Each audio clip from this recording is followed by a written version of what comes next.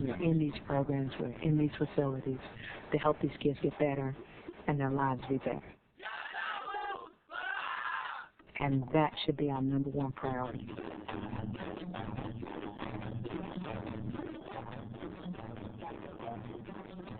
And if we can't help them, we should never harm them. Everything that we use, be it prayer, good training, good supervision, good security, do no harm.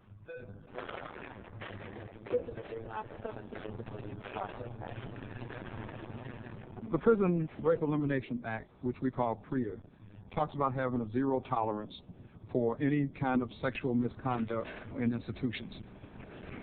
Any sexual situation occurs in your facility, it should be reported. The thing with the Prison Rape Elimination Act is it really gives priority to this often hidden crime. This now elevates it to the level of federal action, federal research, federal technical assistance, federal grant programs, and federal accountability. The paramount piece in all this is making sure that kids are safe.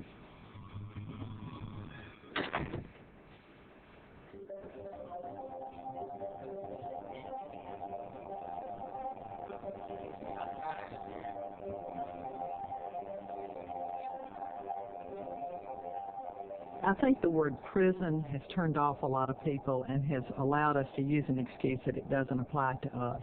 Sexual assault of kids can happen anywhere, in any size program, whether it be 10 beds or 600 beds.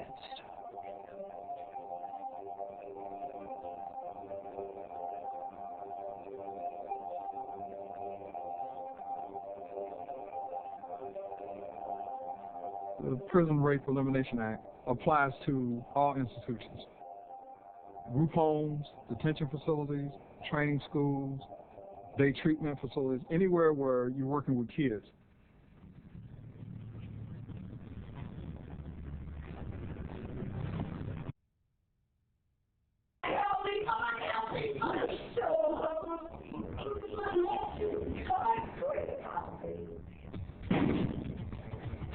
When administrators bury their heads in the sand, then there are legal consequences, and there are also moral consequences.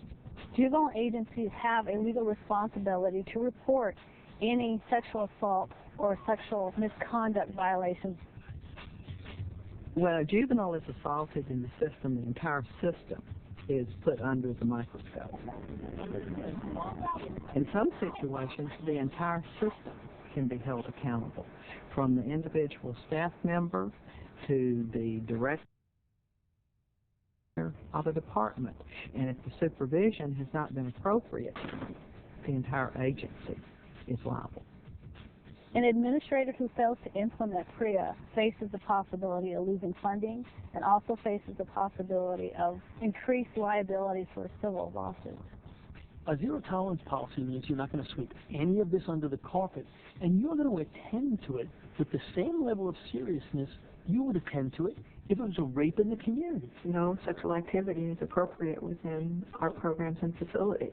There is no such thing as consensual sex between young people in juvenile correctional facilities or between staff and young people in juvenile correctional facilities.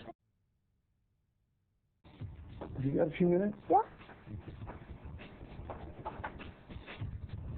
Any evidence of it needs to be addressed in a straightforward, direct manner, investigated, and people need to be held accountable. Dr. Alley. Hi. How are you? How are you? Good. Got a girl in my unit. What's going on with her? Lately she's been kind of clingy with the staff. Okay. How long has that been going on? I just noticed it recently. The question becomes, okay, did you know it? Did you see this coming? Were there red flags? Did you put in all of the procedures and policies and training that you could possibly put in to make sure that those things don't happen? Well, I'm due to see her in clinic this week, so what I'll make a point of talking to her about it and see if I can find out a little bit more about what's going on. Okay, that'll be fine. Okay, well, thanks so much for letting me know. I appreciate it. All right, thank you. Thanks. Come in. Can I see you one more minute? Sure, come on in. Earlier today in school, No administrator wants to be called by the media or attorneys or anyone else that you didn't do your job. And then look in his eyes. You want to make sure that you can say, we're investigating it, we're looking into it to make sure that kids are safe.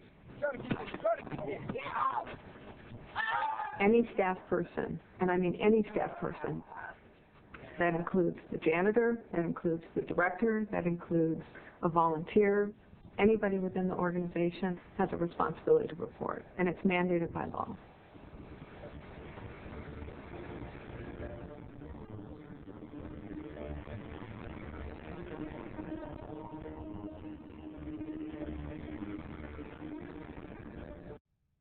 Yeah, it's not new. We've had laws regarding sexual assaults, sexual intimidations on our books for years. We've had policies and procedures for years on those very same issues. But what I think we're being asked to do with the passage of the Prison Rape Elimination Act is take a new look at putting additional accountability in our system. And I don't think we should fear that. What we need to do is we need to open ourselves up to public scrutiny because we're not ashamed of what we're doing. That's the way we should have a clean and healthy juvenile justice system.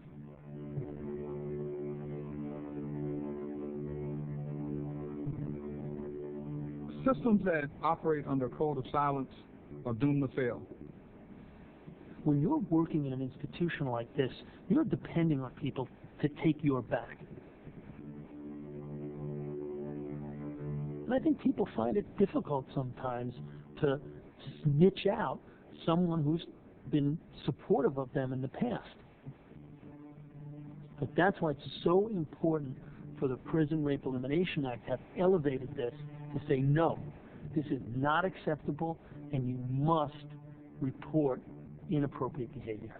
One of the things that we have really discussed in institutions is the issue of false allegations. Oh, you're reading that? And it does occur.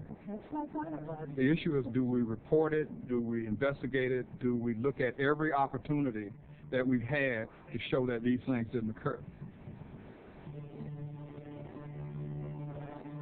It's better to report and apologize than to ignore and pay or have their child paid.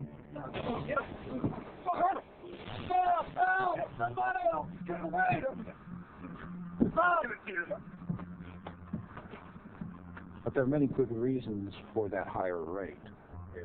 The incidence of sexual violence in juvenile facilities may reflect more aggressive reporting of incidents, more thorough investigation, and a much broader definition of what constitutes sexual violence. And so we have a very specific need to understand the nature of it, where it happens, when it occurs, who's most at risk. We have many unanswered questions. The PREA Commission is designed to investigate the incidence of sexual assault in incarcerated or detained situations and to produce a report that will be submitted to Congress and to the President and to make recommendations regarding, by way of standards, as to what can be done to curb the incidence of sexual assault.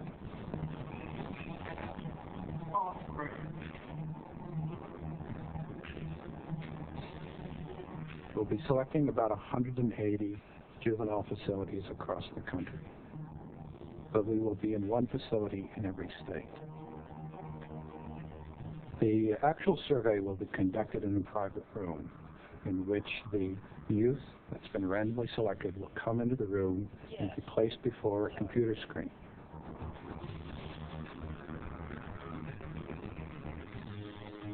I think you do what you measure in juvenile corrections.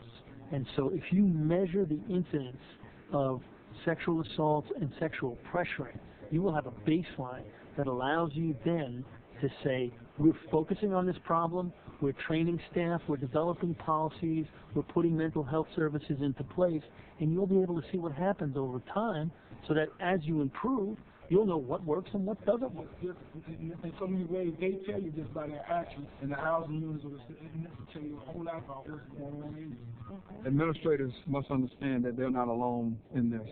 NIC will be providing technical assistance and training for juvenile justice practitioners in areas such as staff sexual misconduct, such as implementation of programs, and developing policies and procedures within the juvenile justice arena to help them incorporate the policies and the intent of this legislation in their organizations. We need to hear from the advocate groups. Sometimes juveniles are more willing to talk to advocacy groups than they may be to staff. What's going on? Nothing. And we need information. We need information that may come our way that may actually prevent a sexual assault, or if not prevent, it may give us critical information to thoroughly investigate those assaults. So I value advocacy groups. The more redundancy you have in your institutions, the more likelihood that the administrator will find out what's going on. And that's through grievance procedures, that's through your medical department, that's through your mental health department. When you do those kinds of things, then there's a lot of folks who are looking at children. And while they're doing that, someone eventually will report it.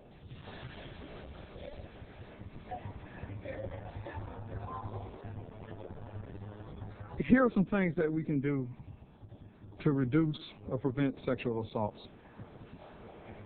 You have to look at the design of the facility and make sure that wherever you have your staff posted, that they have a visual of the entire area.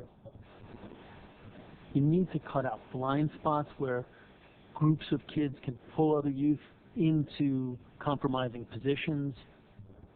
You need to cut down the number of unnecessary locations that staff can seclude themselves with young people. And really need to set your whole facility up so that staff can have eyeball supervision with kids at all times. There's no different than you supervising kids in your own home. If you don't know where they are, then things are bound to happen.